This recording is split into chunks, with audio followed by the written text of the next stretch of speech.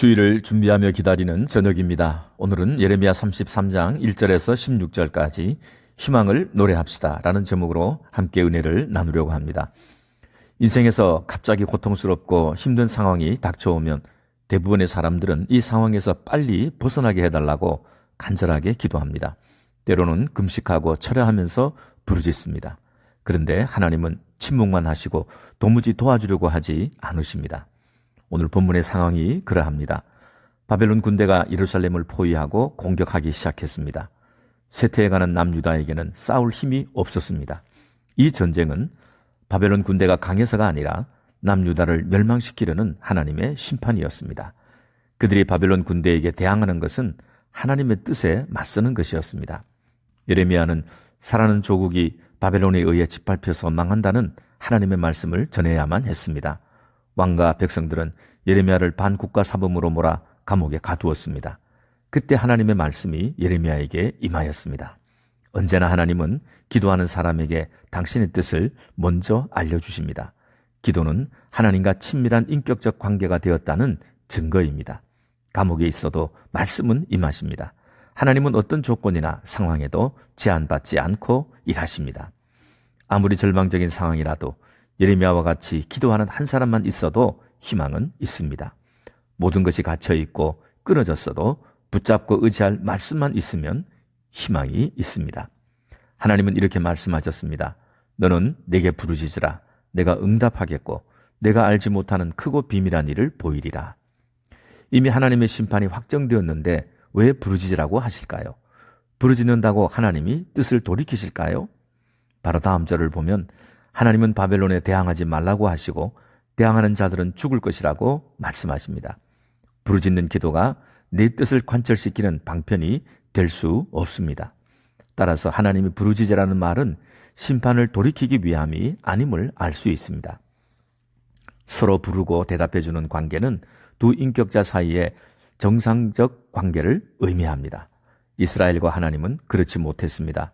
어떤 방법을 써도 돌아오지 않는 하나님의 백성들에게 심판은 그들을 포기하지 못하시는 하나님의 마지막 구원 행위였습니다.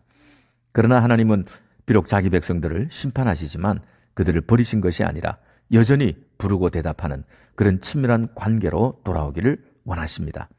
지금도 하나님을 찾고 부르면 응답할 준비가 되어 있다는 것을 보여주는 것이 3절의 말씀입니다.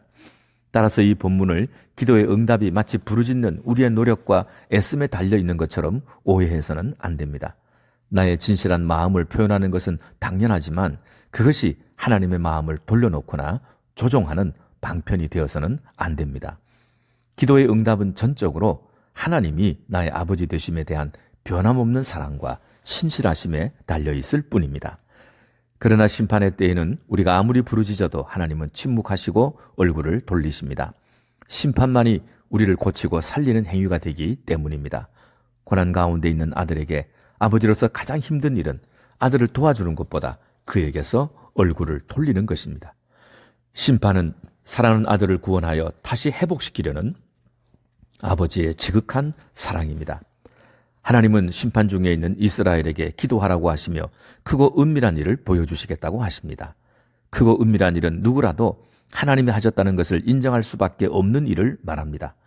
은밀하다의 원뜻은 단절하다입니다. 사람의 방법과 능력이 끝이 난 바로 거기가 하나님이 새 일을 시작하는 지점입니다. 내용과 방법에서 사람의 기대와 상상을 초월합니다. 그들이 가장 기대했던 일은 바벨론으로부터 구원이었겠지만 하나님은 먼저 철저한 심판부터 말씀하십니다. 그리고 나서 구원과 회복을 약속해 주십니다. 심판의 목적은 멸망과 끝이 아니라 구원과 회복에 있습니다. 심판에 대해서는 4절과 5절, 2절뿐이지만 구원과 회복은 6절에서 16절까지 무려 10절이나 기록해 놓았습니다. 무너뜨리는 것은 다시 세워서 새로 시작하겠다는 하나님의 강한 의지입니다. 회복의 내용은 그들이 용서를 받아 정결하게 되고 잡혀간 포로들이 돌아오고 그리고 예루살렘이 회복되어 하나님의 기쁨이 되며 열방이 멸망한 예루살렘에게 하나님이 베푸신 놀라운 복을 보며 하나님을 경외하게 되는 것입니다. 이 약속은 역사적으로 70년 후에 페르시아의 고레스 왕이 그들을 예루살렘으로 돌려보내므로 성취되었습니다. 이 모든 일은 그들의 행위나 열심에 대한 하나님의 보상이 아니었고 일방적인 하나님의 은혜로 이루어지게 되었습니다. 거기에서 더 나아가 14절에는 이스라엘의 궁극적이며 종말론적인 구원과 회복의 완성을 약속해 주십니다. 다윗에게서 한 가지가 나서 하나님의 공의와 정의를 실행하고 그 결과로 예루살렘 성은 여호와는 우리의 의로 불리워질 것이라고 말씀했습니다. 다윗 왕조는 이스라엘의 멸망으로 완전히 끊어졌고 실제로 그 후에 왕위에 오른 사람은 없었습니다. 그러나 하나님은 죽은 고목과 같은 다윗 지파에서 새싹이 돋아나게 하십니다. 그가 바로 예수 그리스도이십니다. 그는 하나님의 아들이시지만 세상에 오실 때는 다윗의 후손으로 오셨고 메시아로서 우리의 구원과 회복을 완성시키셨습니다. 왜 예루살렘의 이름을 여호와는 우리의 의라고 부르실까요? 사람은 죄의 본성을 가지고 태어났기 때문에 결코 하나님이 인정하는 의를 만들 수 없습니다. 하나님은 외아들이신 예수님을 세상에 보내어 우리의 죄를 대신하여 십자가에 죽게 하심으로 하나님의 의를 만드셨고 이것을 믿는 자들은 누구든지 예수 그리스도가 만든 의의 옷을 입혀주시겠다고 약속하셨습니다. 그리고 예수 그리스도의 의는 하나님의 주권과 섭리 아래 이루어졌기 때문에 바로 하나님의 의이기도 합니다. 하나님의 의가 마침내 예수 그리스도를 통해 완성된 것입니다. 본문에 기록된 예루살렘은 하나님의 구원과 회복이 완전히 성취된 하늘에 있는 새 예루살렘을 가리킵니다. 그리고 이 땅에는 예수 그리스도를 믿음으로 구원받은 하나님의 백성들이 모인 교회를 가리킵니다. 구약에서 메시아 예언이 등장할 때는 역사적으로 하나님의 백성들에게 소망이 끊어지고 캄캄한 어둠이 임하였을 때 새벽빛같이 임한 약속이었습니다. 아하스 왕이 북이스라엘과 시리아 연합군의 공격으로 나라의 운명이 바람 앞에 등잔불 같았을 때 하나님은 일방적으로 한 가지 약속을 하십니다. 보라, 처녀가 잉태하여 아들을 낳을 것이요 그 이름을 임마누엘이라 하리라. 그리고 오늘 본문에서 바벨론의 공격으로 예루살렘이 멸망을 눈앞에 두고 있을 때 다윗에게서 난 가지를 약속하시며 예루살렘은 완전한 구원과 회복을 성취하게 되며 여호와는 우리의 의로 불리워질 것을 약속하셨습니다. 임마누엘과 여호와의 의는 바로 예수 그리스도의 오심을 통해 이루어지게 됩니다. 빛이 깨어진 틈 사이로 들어와 비추이듯이 우리의 상처와 고통과 절망은 빛이신 예수 그리스도가 들어오시는 문이 됩니다. 유난히 힘들고 어려웠던 올해의 마지막 달에 서 있습니다. 하나님이 사람에게 던진 최초의 질문은 아담아, 내가 어디 있느냐? 이었습니다.